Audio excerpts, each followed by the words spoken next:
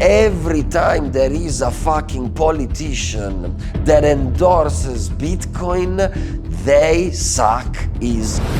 If you ban drugs, you create an extremely wealthy market that someone will exploit. And by exploiting it, they will become filthy rich organization that can compete with states. The same pattern can happen to Bitcoin. The more they ban us, the more powerful we grow. It is what it is, my friend. Welcome to the clown world. Hey Rikki, Hey. Nice to be with you. Thank you, Theo. So we are at Lugano for the Yes. Plan B Forum conference. First time for us. It's amazing so far. And so maybe we'll start by introducing you to folks that maybe don't know you. Who are you? My name is Rikki, and I am an activist and a content creator. Actually, I'm a storyteller. I like storyteller better. So I started the first podcast, Bitcoin only podcast in Italian, back in 2019, 6 years ago, and we focus on technical stuff and activism, period. We don't do trading. We never even mention the price of Bitcoin in my podcast. And then, since I'm an activist, I also have another project called Bitcoin Explorers. That's in English. We use social media and our YouTube channel to chronicle Bitcoin adoption in emerging markets and hyperinflating economies. Okay, and what's your orange pilling story? How did you came into Bitcoin? Oh, this is a funny story. So I was working in the US, and I had a lot of cash on me, and I wanted to travel more in Central America after my work there was done. Mexico and Cuba, and I thought, well, maybe it's not smart to travel to Mexico, to be a backpacker in Mexico with a lot of cash in my pocket. So let's send some money home. So I go to Western Union, and they charge me 10%. I get extremely upset. I come back home, I open my laptop and I type, how do I send money home for free? Bitcoin.org. Oh, I've heard about this weird thing. But before I thought it was just an asset, you know? Yeah.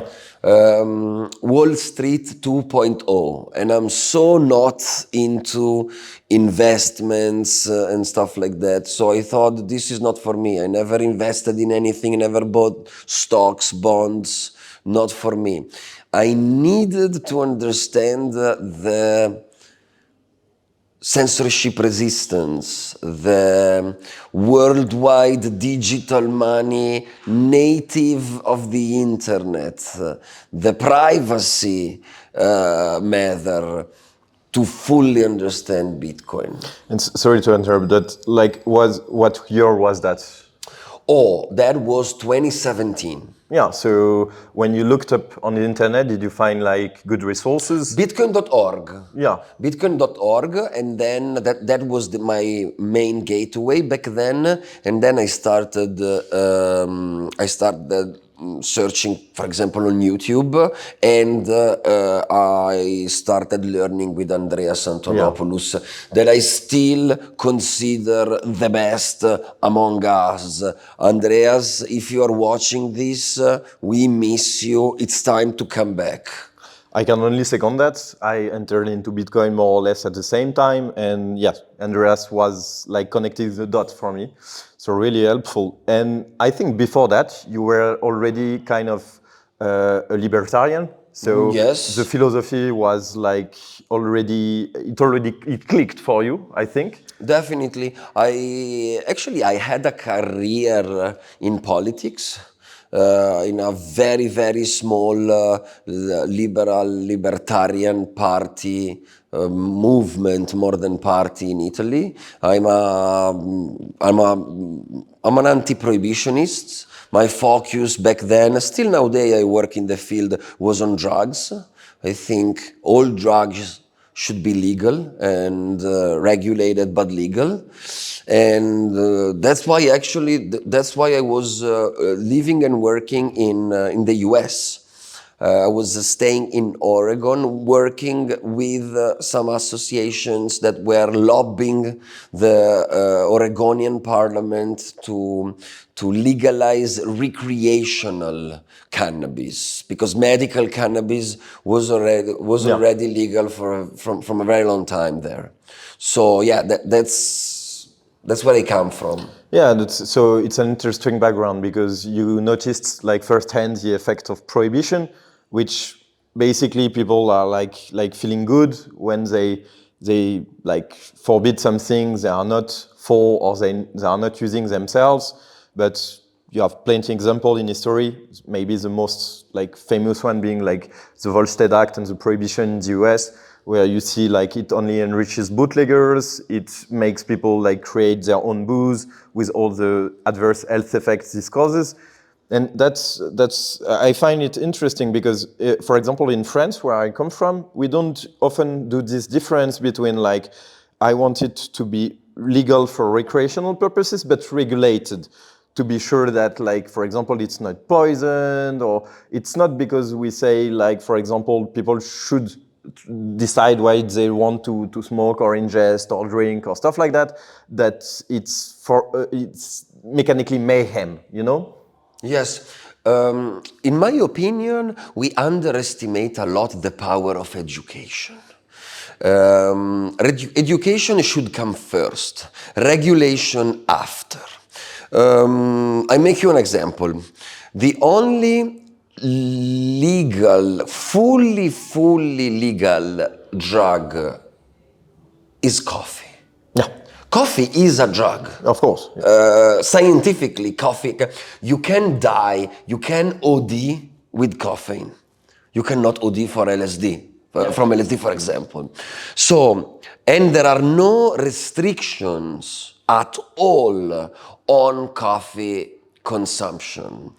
Still, every father knows that they shouldn't make their 5 years old child drink 5 espresso per day. So we can educate our society, and if we invest in education, if we have more awareness in our society, that's when we can have less state and less regulation. It cannot be the other way around. But it's a huge problem. From an activist perspective, I travel extensively in Central America, in South America. It's horrible. Here in the Western world, we don't understand the violation of basic human rights that the drugs cartels are making in those areas of the world. And it's brutal. And the only reason why they exist is because of prohibition. A couple of months ago, the president of Colombia addressed the UN saying, in Colombia, we have a war, but if you legalize cocaine, if you legalize cocaine tomorrow, the war in Colombia ends tomorrow. Simple as that. But unfortunately, that is something that is going to be very hard to achieve. Why? Because of ideologies. Yeah, and also vested interests. And okay, so this is the first time that we have an Italian Bitcoiner for the Bull Bitcoin channel, and I'm quite happy that it's you. But it makes me wonder, like, how is the Bitcoin scene in Italy? How do you see, like, Bitcoin adoption? And by that I mean, like, real Bitcoin adoption, not like people say having like Bitcoin in their shitcoin portfolio and stuff like that. Like, how you are on the ground, you have been a top educator in Italy for many years. What's your take about it? Well, Italy is, as France, I guess, another first world country. So we have no immediate needs for this technology. So the vast majority of Italian see Bitcoin as an investment, as an asset. Unfortunately, the vast majority of them is a crypto bro more than a Bitcoiner. Unfortunately, there is no need for self-custody. We think we don't need self-custody, but we do, everyone does. So in my work, I do a lot to advocate for non-KYC Bitcoin and self-custody of your Bitcoin. Private Bitcoin and self-custodian. Let me interject 2 seconds. So you think everyone needs self-custody? Are you like this crypto paranoid? No, I'm not I'm not a crypto paranoid, but I think as an activist, I think privacy is a human right, basic human right. I'm not the one who say it is the 12th article of the Declaration of Human Rights, so it wasn't me. So I think privacy is important. I think privacy of our transactions is important, and that you never know, and if you are suspicious that something might go wrong and that our society can turn quickly into a dystopian nightmare, that doesn't make you a paranoid individual. That makes you a smart individual. Yeah, of course. Yeah, I was teasing you because I know. you know, like this kind of new speak where you have to be like paranoid because you want security. It's like as if we were calling like people with fire insurance like paranoid. Like, do you think like your neighbor is an arson that will burn your house? Like, this is kind of retarded, I think. But yeah, I expected you will answer something like that, but. You know, the beauty of Bitcoin is that is a tool that everyone can use the way they want. So in my work, I tell them the way I believe they should use it. I'm not an oracle. I'm just a normal human being. And then everyone knows that they are free to do whatever they want. So if they don't wanna do self-custody, if they wanna keep their Bitcoin on an exchange, it's a free world. You do you.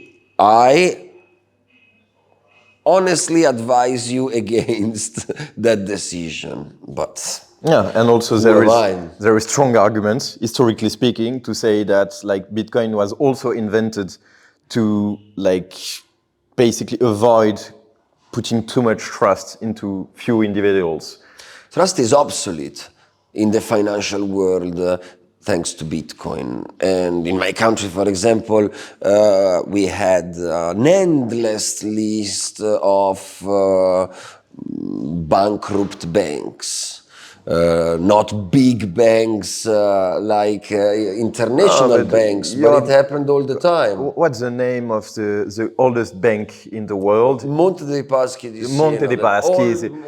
They basically it goes bankrupt every 3 years, basically, and the taxpayer bails it out, but like the plebs, they don't understand that they paid for it. So it's happening, and it will keep happening because the system is not sustainable anymore. So we have this beautiful, elegant alternative now. My job is to tell people that this alternative exists and how they can use it to make their life better and freer.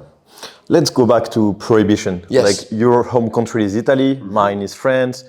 Both of our countries are part of the European Union. Yes. And now something that is becoming prohibited, that is already in some sense, is like buying Bitcoin non-KYC, exchanging peer-to-peer between plebs. However, in the same sense that like cannabis, for example, in France is illegal, it's used. You have to be blind to not see that. In France, I can also tell you firsthand that many people use like like just the network of people around them to trade stuff. And I mean, many people they buy furnitures and stuff like that to family members, to friends, and buy Bitcoin is basically the same thing.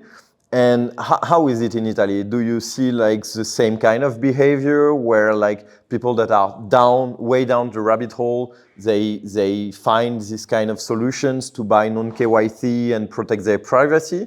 Or is it a thing in Italy? Of course they do. Of course they do. That's the beauty of the protocol. You cannot prevent that to happen. Thank God I'm not a government, but if I was a government, I would be extremely worried. There is literally no way you can prevent that to happen. That's why I really like that the title of the white paper is Digital Peer-to-Peer Cash.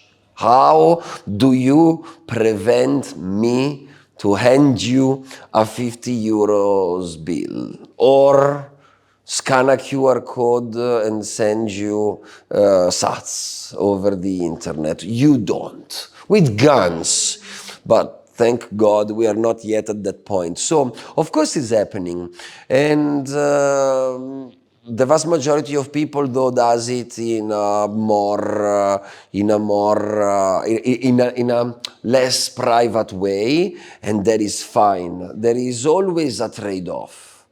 I want people to be aware of trade-offs because most of the time they are not. In our country, in Italy, I don't think they will ban Bitcoin anytime soon, but for sure they will tax the shit out of it. Actually, they just raised taxes by more than 50%. It was 26 on capital gains. That's right, and now it's 42%. And what I find really interesting is that the next day they tried to pass same kind of law in France. Oh, really? I didn't know that. Yeah, exactly the next day when the law passed in Italy, the left in France proposed a bill to make, in France it's 30%, it's the same than capital gains on stocks or other investment vehicles, and they asked for it to be raised to 37% and even more for high amounts. And I think it's really interesting because France and Italy, of course, shares a lot of history, culture, and also some feature around the size of the state, its indebtedness, its deficits. We have both in France and Italy very important deficits, a lot of debt, and we kind of see the politicians coming together and trying to find money wherever they can. Wherever they can. I don't think that's the goal, though. Okay, first of all, I have this relationship with truth. That proposal you are referring to, the 42%, is a draft. Oh, okay. Still has to be approved by the two chambers in the parliament. We have two chambers. Okay. And that might change during the process. So we see what's going to happen at the end of this very long and complicated process. So, but the thing is this, I think the goal is not to collect money from taxpayers, because let's be realistic. It's insignificant. It's peanuts. It's like 1 billion more, 1 billion less. It's what our states. This is how much they are going to get from 42% peanuts. So the point is not this, because the devil is in the details.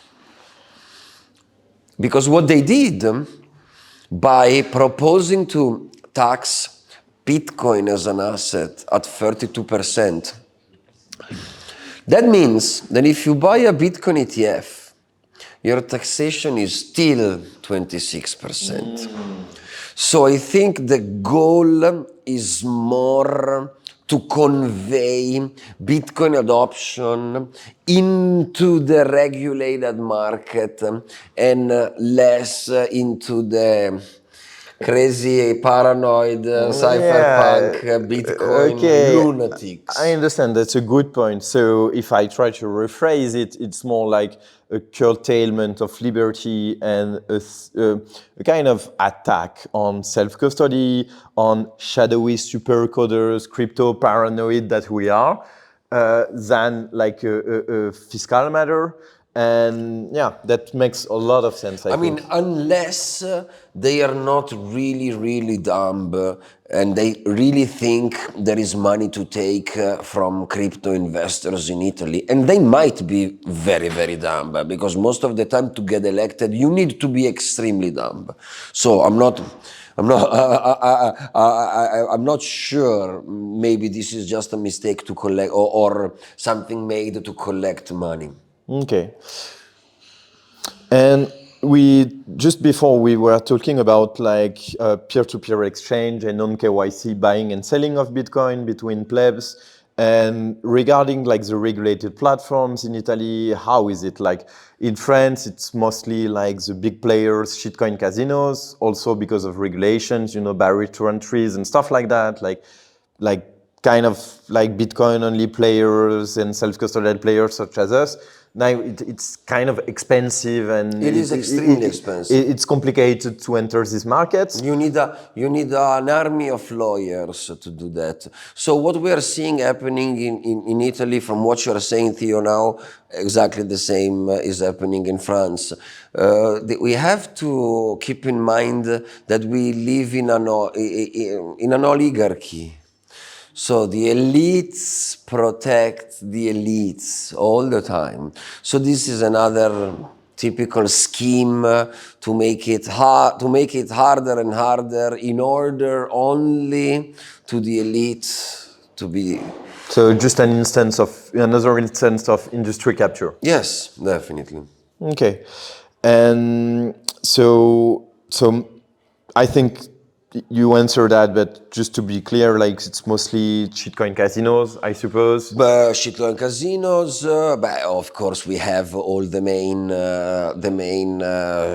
shitcoin exchanges, Binance, blah blah blah blah. We have a couple of small POS company that are working with merchants. Okay. On Bitcoin only, using open source software like BTC Pay Server. Or like Swiss Bitcoin Pay, like something really Bravissimo. tailored to. And those are heroes, but we are talking about ants.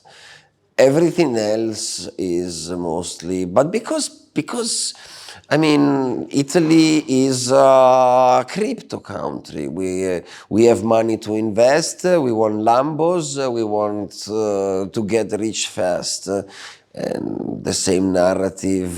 I mean, that we see everywhere else. Of course, but even though I think France is quite the same, but we still have like some like Bitcoin only brokers, for example, Stacking Sats.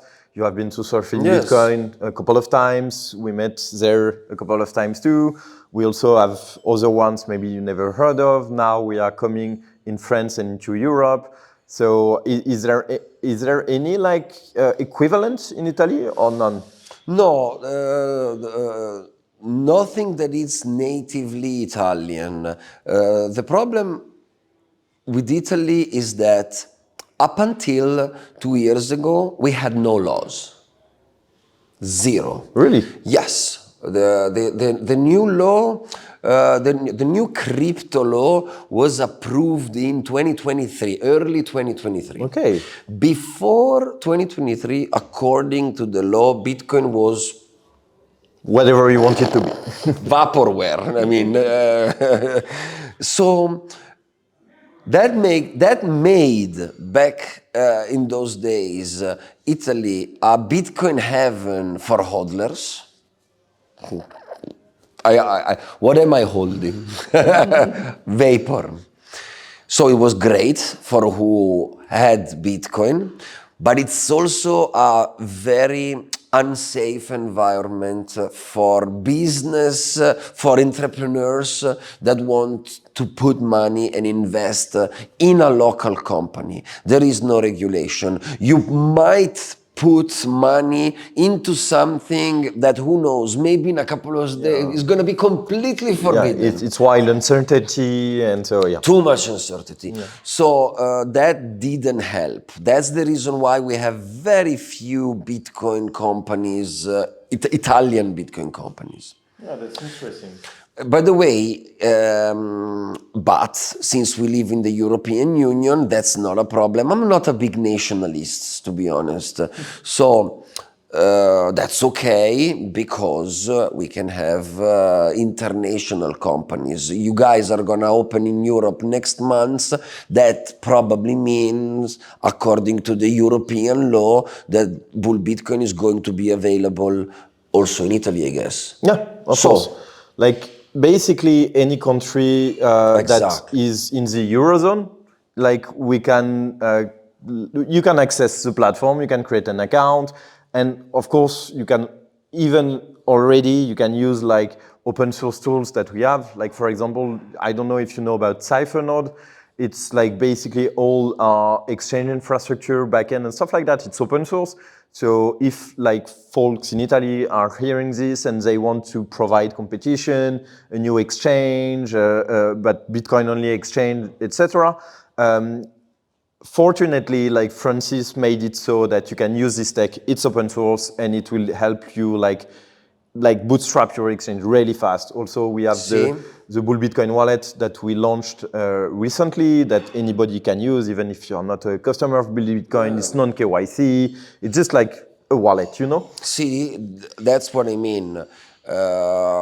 We live in the age of the internet. We don't need every single country to provide services, because we can have multiple services available in multiple countries, and that's, I believe, the beauty of the world we live in nowadays. By the way, Francis, we salute you.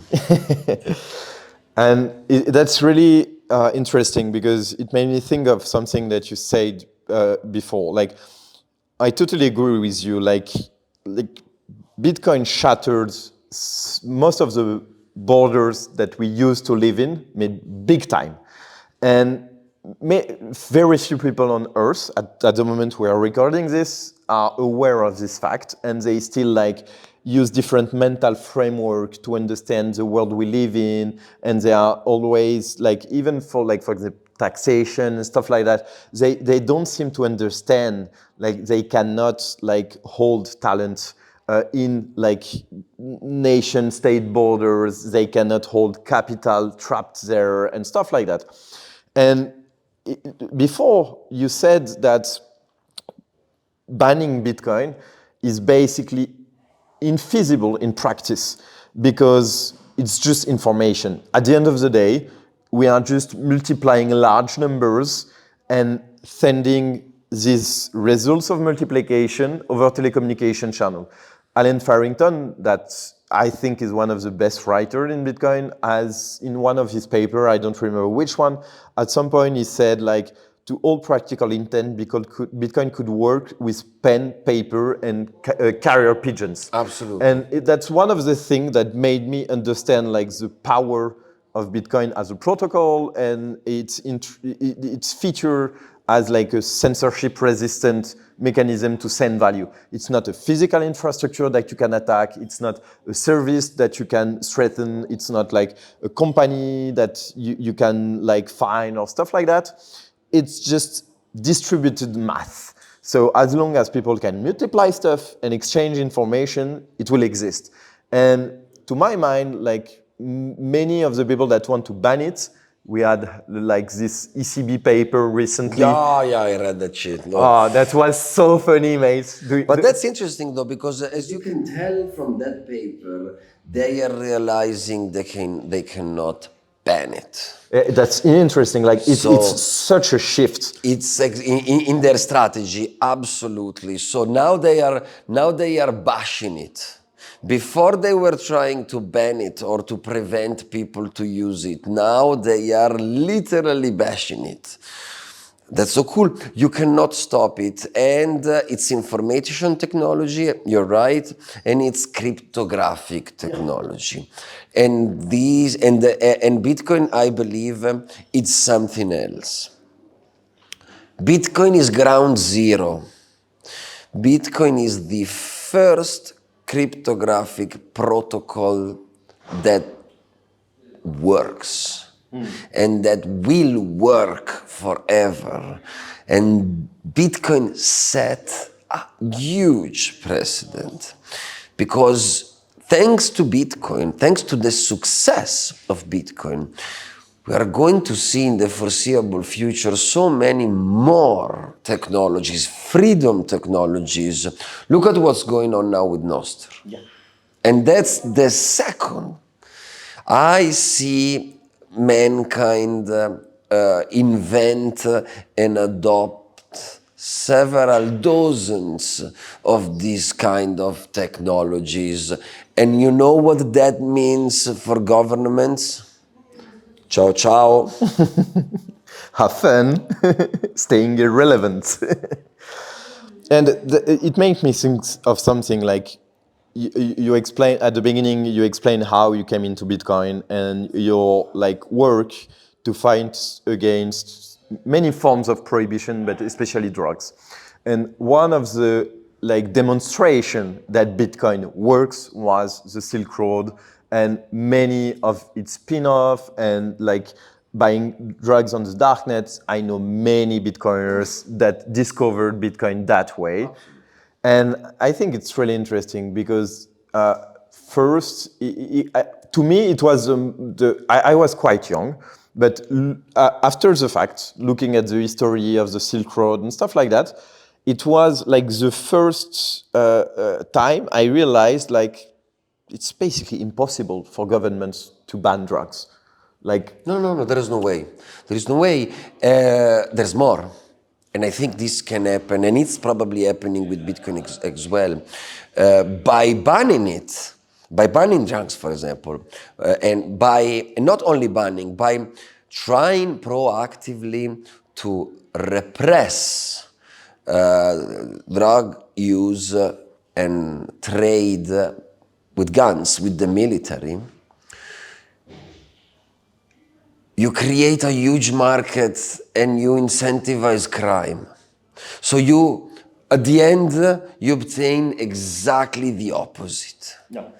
So it's an incentive. It's proactively an incentive. You cannot prevent people to consume drugs, and if you ban drugs, you create an extremely wealthy market that someone will exploit. And by exploiting it, they will become filthy rich organizations that can compete with states. And the same pattern can happen to Bitcoin. The more they ban us, the more powerful we grow. Yeah, and it's really interesting because in some sense, what we are saying is that like by banning drugs, what they end up having is like subsidizing violence with taxpayer money that doesn't exist already. Yeah. And since the inception of like online drugs markets, thanks to Bitcoin, basically a part, not all, but part of the violence that has been introduced into this market because of state regulation has disappeared because it has become like way easier, way safer, way like more secure also in the kind of products that you purchase. Like it's easier like with reviews and stuff like that to know that you buy the good stuff and know some crappy cut stuff on the street. It works better than Amazon. The dark web works better than Amazon. Yeah. It's more reliable than Amazon. So once again, we can tell that Bitcoin fixed a government mess up. Absolutely. And we'll keep doing so. Because potentially there are so many applications of this very same basic concept. I've never seen it that way. It's really interesting when you put it that way. But let me tell something against Bitcoin. Yeah. For once.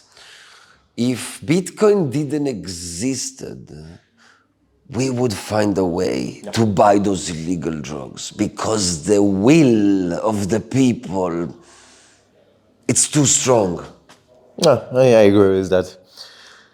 And also, it also makes me think. You mentioned like the title of the white paper before, Yes. and I don't know if you remember that, but at Surfing Bitcoin, I think it was 2 years ago.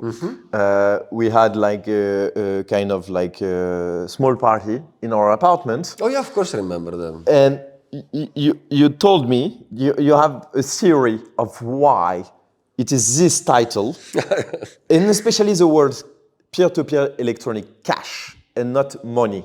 Can you explain to the Yes. audience?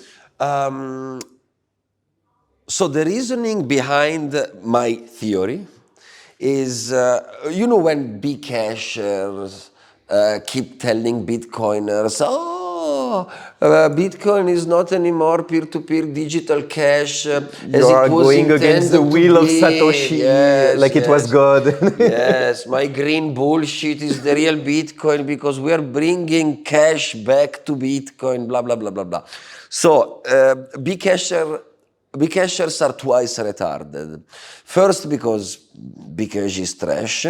Second, because they don't see something that is extremely obvious, in my opinion. Satoshi Nakamoto calls the white paper, titled the white paper peer-to-peer electronic cash, to show the world that Bitcoin was harmless in his inception. Who can be afraid of peer-to-peer digital cash? Come on, nobody. No, it's not scary, peer-to-peer digital cash. Imagine if Satoshi Nakamoto had called the white paper, had titled the white paper instead, subversive, revolutionary, non-violent weapons to take down the financial and political elite of the world. I sit at the CIA and I see this paper. The first thing that comes to my mind is I should look deeper into this because this might be dangerous. While peer-to-peer digital cash, it's something that it sounds almost irrelevant. Why I'm saying this? Because instead than focusing only on the white paper, no, that's what the Bcasher do. Read the white paper, blah, blah, blah, blah, blah, 9 pages. There is so much more. Satoshi, read Nakamoto. Read his posts. Of course. Read his emails. He is talking about revolutionary, subversive weapon every day. So obviously these two things, they do not match. In the white paper, he barely speak about trust and how our trust has been betrayed.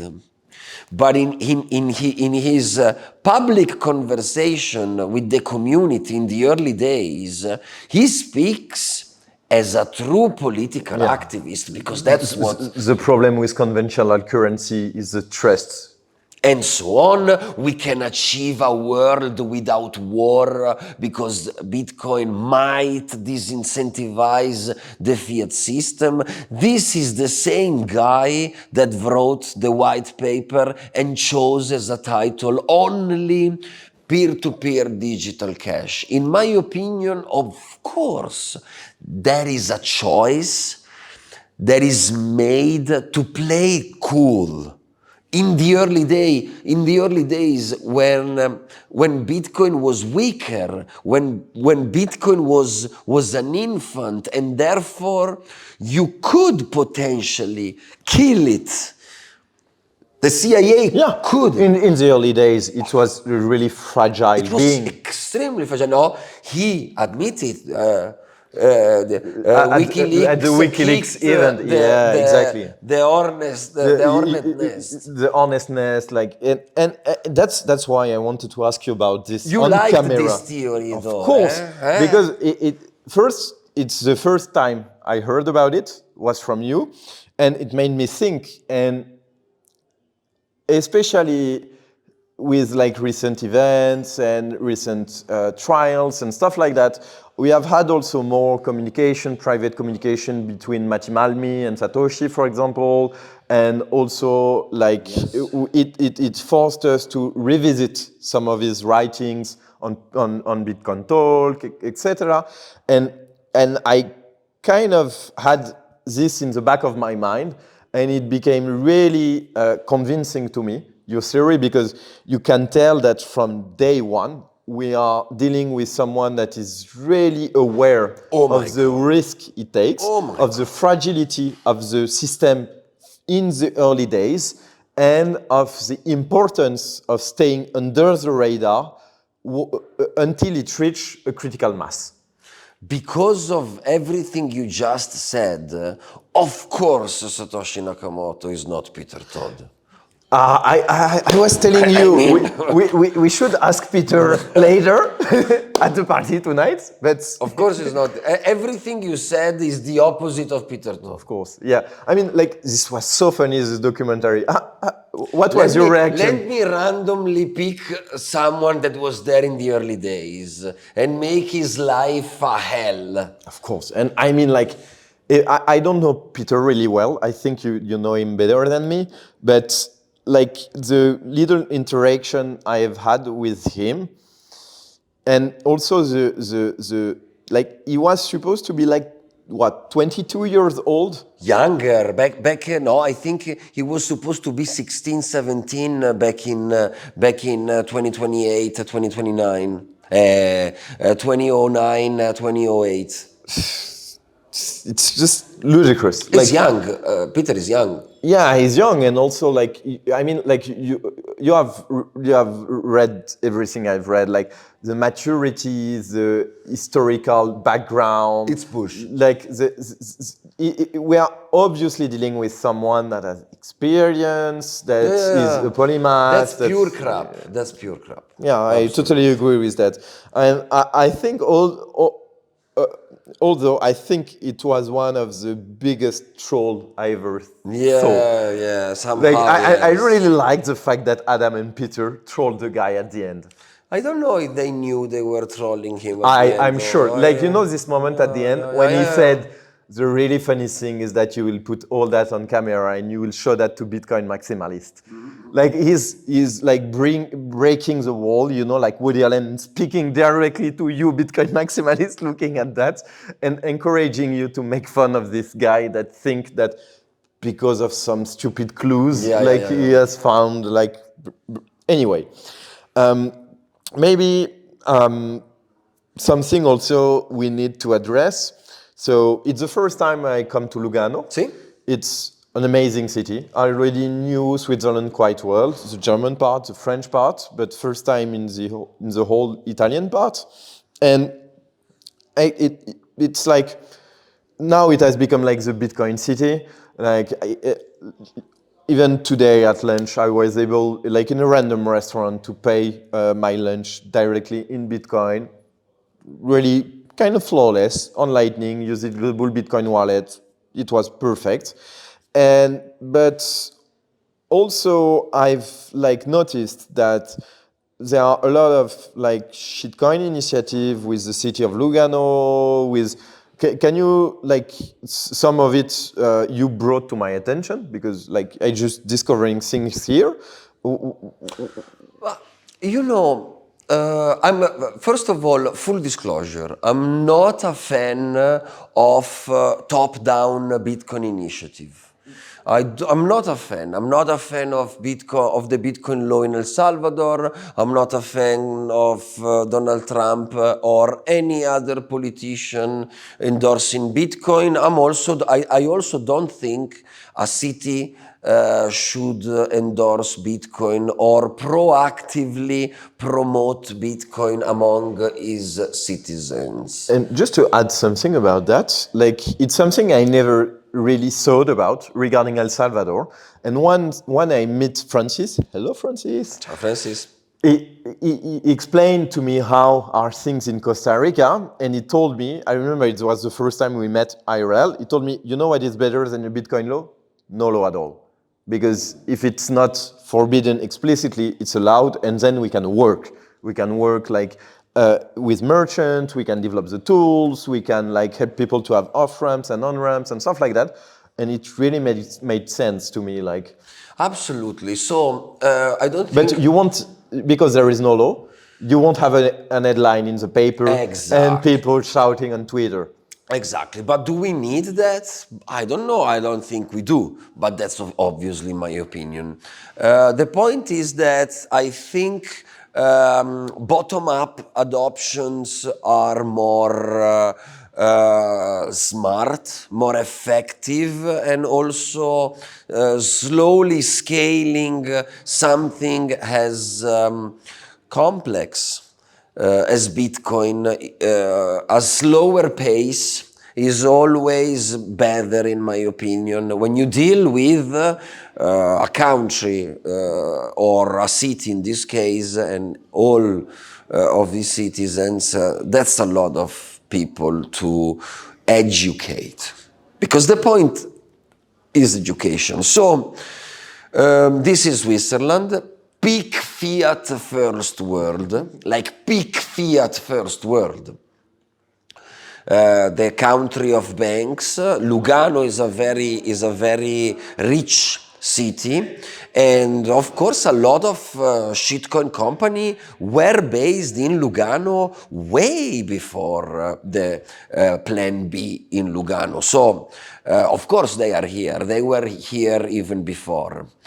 Then, of course, we have stable coins. Tether is proactively promoting the Plan B forum in Lugano and the Plan B initiative in Lugano and the educational network around the world. Is the Plan B initiative in Lugano perfect? In my opinion, far from it. Because they advertise themselves a lot as a Bitcoin heaven, but then, as you could tell, there is a lot of shitcoining around. They have a local token called Luga, that is a stable coin pegged to the Swiss franc that runs on a small private kind of shady blockchain called the 3A chain, and the token is popular in Lugano, way more popular. Oh, really? Way more popular than Bitcoin. Why? Because if you pay for goods in Lugano at the same POS you used to pay in Bitcoin, that same POS also accept Tether and Luga, this stable token. But if you pay with Luga instead than Bitcoin, you get 10% cashback. So this is how you hook your citizenship to this new form of digital payments. Of course, though, the Luga stable token, in order to have and to pay with this Luga token, you need the official app of Lugano, of the city, that is called My Lugano. And if you go to the website of the app, or you download the app yourself, it's on every store, you will see that the app is a crypto wallet. There is Polygon, there is Wrappen Bitcoin on it, there are shitcoin on it, you can buy NFTs, they advertise the app as a gateway to Web3 and all this crap and all this bullshit that, to be honest with you, has nothing to do with Plan B Lugano. What's the need? This is once again, in my opinion, the evidence of politicians that they know nothing. All they seek is consensus. And when you seek consensus, the most important thing you have is your marketing department. And when your marketing department pitch you, wow, crypto, blockchain, Web3, DeFi, NFT, bubble, wow, let's do this. We want to be the innovators. So it's I find personally kind of ironic that the home of the Plan B forum, at this point, this is the third edition. I mean, you can tell with your own eyes, this is probably among the top 3 Bitcoin conferences in Europe. Definitely. Definitely. So it's funny that the home of one of the top Bitcoin conference worldwide that advertise itself as a Bitcoin hub, as a Bitcoin city, has this facade, and then with the left hand push on their citizens crypto, Polygon, NFTs, Web3 thingies. I think this is something that and I find ironic that with all the hardcore true maximalists that come to Lugano, nobody raised an eyebrow, and I think we should. I think we should criticize politicians. And there's nothing wrong. Obviously, someone is in Lugano still to go back to Bitcoin and learn the basics. Because if you are launching Plan B Lugano and still you think crypto is relevant, yeah, it's impossible to reconcile those two behaviors. I mean, you have to go back to the elementary school. You're not passing the test somewhere. So, and someone maybe should help the political elite of Lugano to learn why Bitcoin matters, and everything else they have on their platform is nonsense. And once they learned that, maybe they should teach it to their citizenship. Because did you ask the people from Lugano around these days about Bitcoin? What's your feeling? I mean, like, I've not seen any adoption from the citizenship, from the citizen. Like I've only been here for like 24 hours at this time, but yeah, the only people I've met that use Bitcoin are like Bitcoiners here for the conference. And for example, for instance, the restaurant where we went at lunch, I mentioned previously, we asked the waiter how many people have paid in Bitcoin recently. He said none. How many have paid since you started working here? You are the first. When did you start? 8 months ago. Hey. See?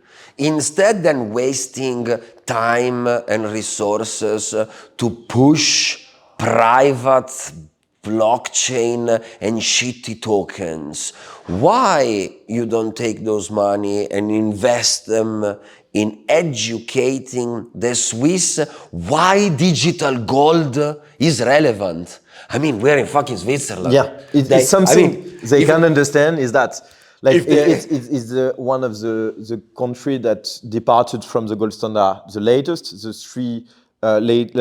three countries that stayed the longer in the gold standard were South Africa, Lebanon, and Switzerland, for like good reason, especially in Switzerland. And there is a lot of things to unpack in what you said. Like, I think you made a really good point. Like it's okay, we know this will happen, but the thing that is, I think, a little bit like hypocrite is like the silence about this, because in any other settings, we will call that an affinity scam. Absolutely. If it was like Luna or any kind of crypto it's a project. blatant affinity scam. Yeah. Absolutely. And I agree with you on the hypocrisy comment.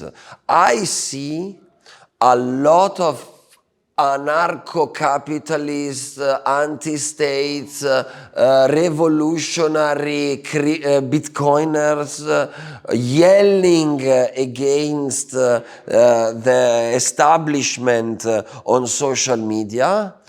Every time there is a fucking government that endorse Bitcoin, every time there is a fucking politician that endorses Bitcoin, they suck his.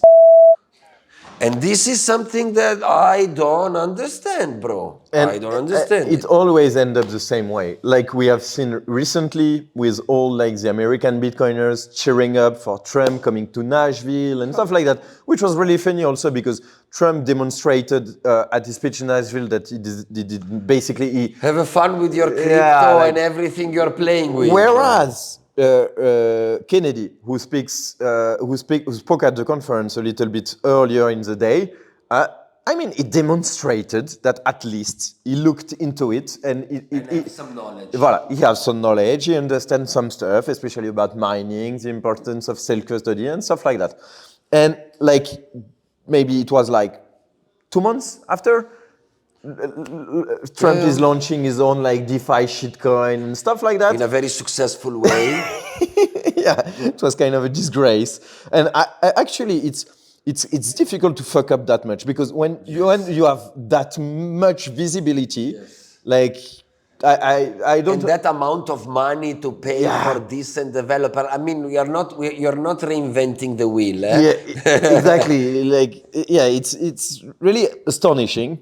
And also, I don't understand how you could put like that on the line. Like, I mean, I don't know. It is what it is, my friend. Welcome to the clown world. Yeah, and I think like this idea that politicians will stop being politicians because they discovered Bitcoin, it can only work if they stop being politicians. That my point is that like there is not such a thing as a Bitcoin president or as a Bitcoin major. The two words together cannot coexist. Yeah, it's like either you are a president or you are a Bitcoin. It's like dry water. Exactly, exactly. Like wet fire. Yeah, exactly. Yeah, I don't know the saying, but yeah, it's exactly that. And I mean, like, you know, even ourselves in France, I've been that guy, you know, that tries to talk to deputies, to politicians, stuff like that. And you understand really quickly that if they embrace it, they drop out of politics and they do other stuff. Exactly. More interesting. And if they told you, like, I get it, but like I'm staying in politics, most of the time they just understand that electorally speaking, it's interesting for them. And like they do with every subject, they will just use it as a platform. Absolutely. Mind though, I'm not saying we should not talk to politicians. No. On the contrary, we should use them and we should learn how to play the political game in a less ideological and more secular way. Can I give you another quick example? Let's discuss El Salvador. As you remember, I was among the first storytellers to go in the country and visit right after the law. And I have always been one of the only, I think, not the only, but one of the only voices critical against the Bukele administration because of the fucking Chivo wallet. Yeah. Chivo wallet is a spyware. It's not even a Bitcoin wallet. El Salvador on the Chivo wallet censor non-OFAC compliant transaction.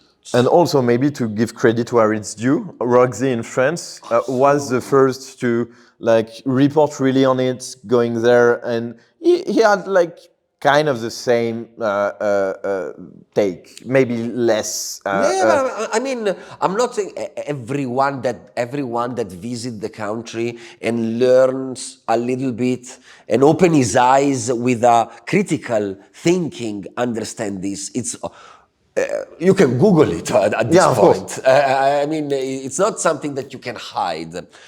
So I think the Bitcoin community should pressure instead than fanboying, cheerleading, and campaigning with Bukele. For Bukele, we should openly, massively criticize him and ask, give the Salvadorian people a proper Bitcoin wallet that is censorship resistant and that show the world that you care about the privacy of your citizens since you call yourself a Bitcoiner. Show it. Now, interestingly, I didn't, but Bitcoiners chose to do the opposite. Supporting Bukele, cheerleading, and also helping him raising popularity worldwide for his campaign and the second term. And this is by definition sucking cocks. This is by definition individual, ideological individuals that are not using the political game the way it should be used. Because you know what Bitcoiners should do if we want to achieve a better implementation of Bitcoin in El Salvador, instead than campaigning for Bukele, we should criticize openly and immediately talk to the opposition. We should talk to the opposition, not to Bukele. We should go to the opposition and tell them, listen, this is going on. Publicly attack him because he is spying on Salvadorans. That's how you play the political game. It's chess. It's a chess play. It's not cheerleading.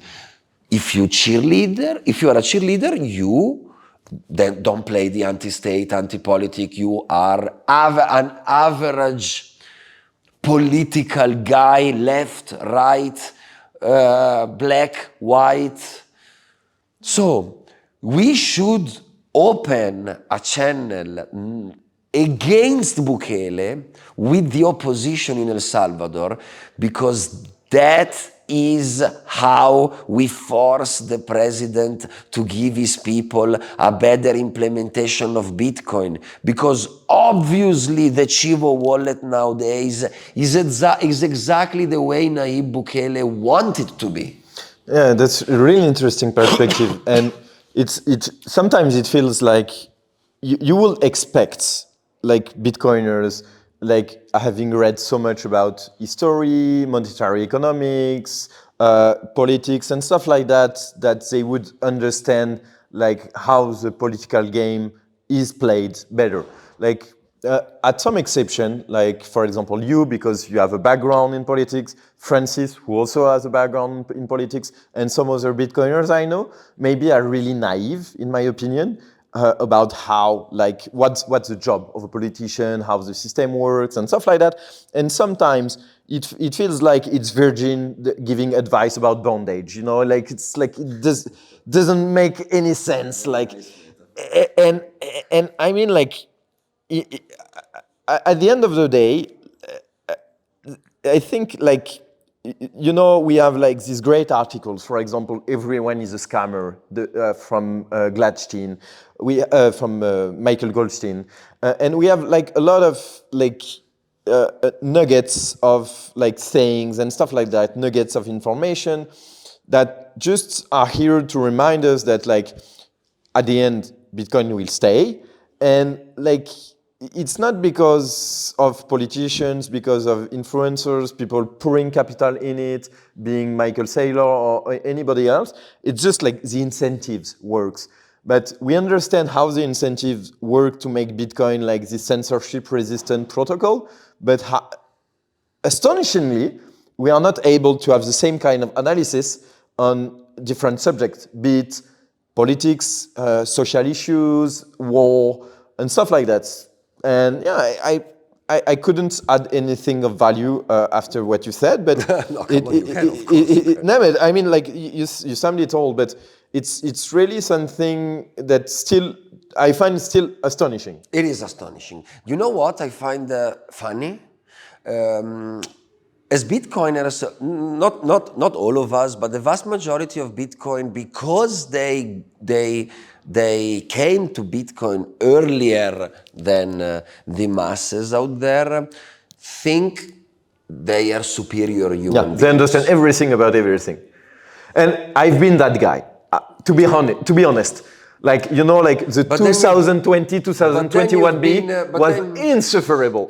But then you've been smart enough to make a cold shower, like we Then say. I've been humbled by smart individuals, by the market, by mistakes, errors, by life. Bitcoiners are not elite thinkers. They are average Homo sapiens. Average. So... Do you want to add something? No. It has been like more than an hour, I think. More left. Well, speaking. You know what I want to add? Yeah. That we should have a party tonight, and after this we should totally smoke a joint together. Mates, it was a pleasure speaking with you. And thanks for let's do that guys. another time. Thanks for having me. Thank you so much. So let's party.